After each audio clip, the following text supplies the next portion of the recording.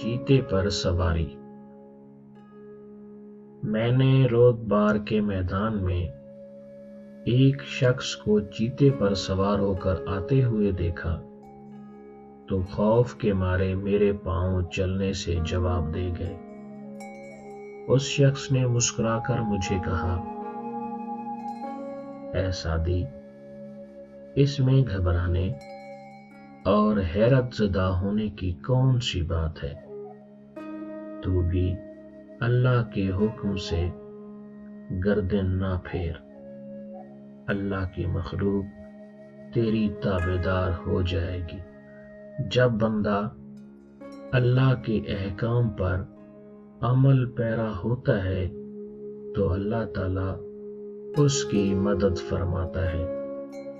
फिर ये कैसे हो सकता है कि वो तुझे दुश्मन के रहम व करम पे छोड़ दे।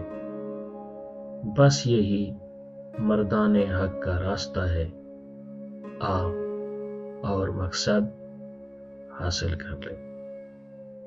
नसीहत उस शख्स को नफा देगी जो सादी के कलाम से मोहब्बत करेगा। इस हिकायत से हमें ये सबक मिलता है कि जब बंदा अल्लाह का मुखलिस बंदा बन जाता है फिर सारी खुदाई उसकी गुलामी करती है।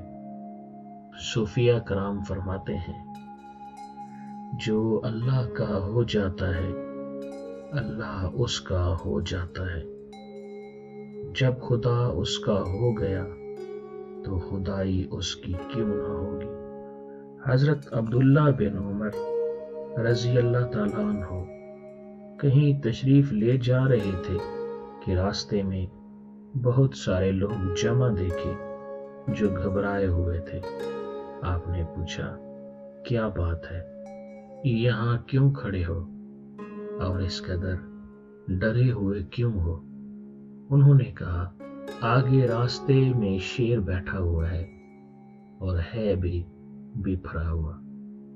आप अकेले तशरीफ ले गए और बैठे हुए शेर को जोर से कमर पर कोहनी मारी। शेर चुपके से जंगल की तरफ भाग गया। आपने फरमाया, जो अल्लाह का हो जाए अल्लाह की मखलूक उसकी गुलाम हो जाती है। शर्कपुर शरीफ में एक बैल ने बहुत दहशत फैला रखी थी। जब बाजार में निकल आता तो बाजार सुनसान हो जाते। लोगों ने हजरत मियाँ शेर मोहम्मद शर्कपुरी रहमतुल्लाह अलैह से अर्ज किया तो आपने फरमाया, जब वो बैल बाजार में आए तो मुझे बताना। चुनाचा बैल निकला तो लोगों ने आपको इतला दी।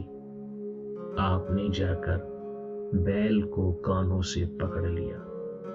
हालांकि गायें बैल कान नहीं पकड़ने देते और उसके कान के साथ मुंह लगाकर फरमाया, अल्लाह की मखलूक को तंग ना किया कर। बस इस दिन के बाद बच्चा बच्चा उस बैल को कान से पकड़कर जिधर चाहता ले जाता।